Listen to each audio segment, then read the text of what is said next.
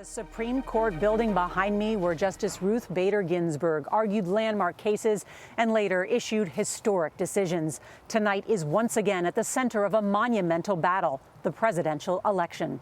President Trump says tonight he'll appoint a woman to replace Justice Ginsburg, and he'll do it by Saturday, just a week after the 87-year-old liberal heroine died. The Republican leader of the Senate says he'll confirm the president's choice by the end of the year, and Democrats are vowing to stop that, arguing voters should pick the next president who will then fill the seat. Not since Abraham Lincoln has there been a Supreme Court vacancy so close to an election. And what happens in the coming weeks will have sweeping consequences for the court and the country, possibly cementing a conservative majority for decades. For the women we met on the steps of the court today, the loss of Ruth Bader Ginsburg is also deeply personal. The outpouring for the woman known as the notorious RBG from the women she inspired has been both emotional and heartfelt. And later this week, Justice Ginsburg will lie in repose at the court before lying in state at the U.S. Capitol. But tonight, even as plans for those remembrances are underway, people on both sides of the aisle are bracing for a fight. Ginsburg's loss, coming just as the country is set to surpass 200,000 deaths from coronavirus, has added yet another explosive issue to an already volatile campaign. We have a lot of new reporting to get to tonight, and CBS's Weijia Jiang is going to lead us off from the White House. Good evening, Weijia. Good evening, Nora. The White House was eager to make the election something other than a referendum on President Trump's response to the coronavirus. And this huge decision could be the answer. Because the nominee will be a woman, it could also shore up support from the suburban women the president has been courting.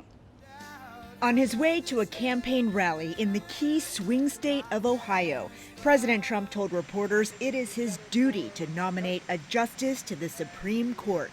I'm just doing my constitutional obligation. I have an obligation to do this, so I would rather see it before the election.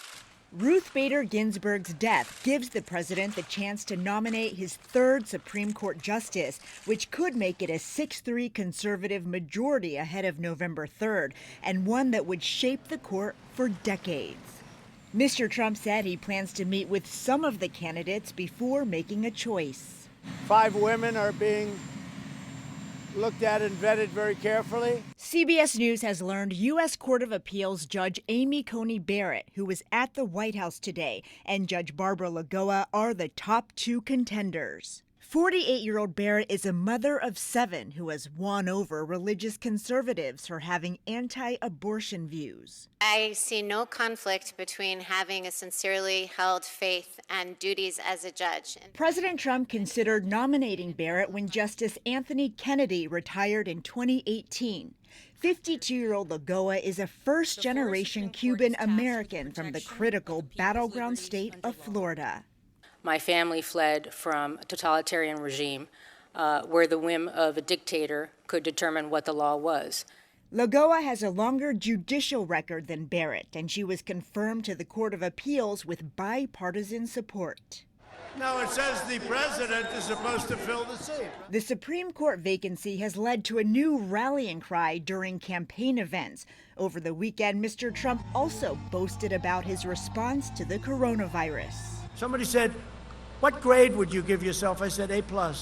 Today, the U.S. death toll is about to cross over 200,000, with California becoming the 4th state to surpass 15,000. President Trump claimed again his administration may deliver a safe and effective COVID-19 vaccine in a matter of weeks, but his own health experts have said it won't be widely available until late summer or fall of 2021. Tonight, CBS News has learned that when Amy Coney Barrett came to the White House today, she met with President Trump. He says he will announce his pick on Saturday, but an outside White House advisor points out he prefers to make news during the week because he thinks it gets a lot more attention, like those 2 primetime announcements for his former 2 nominees. Nora? All right, Weijia Jiang at the White House. Thank you.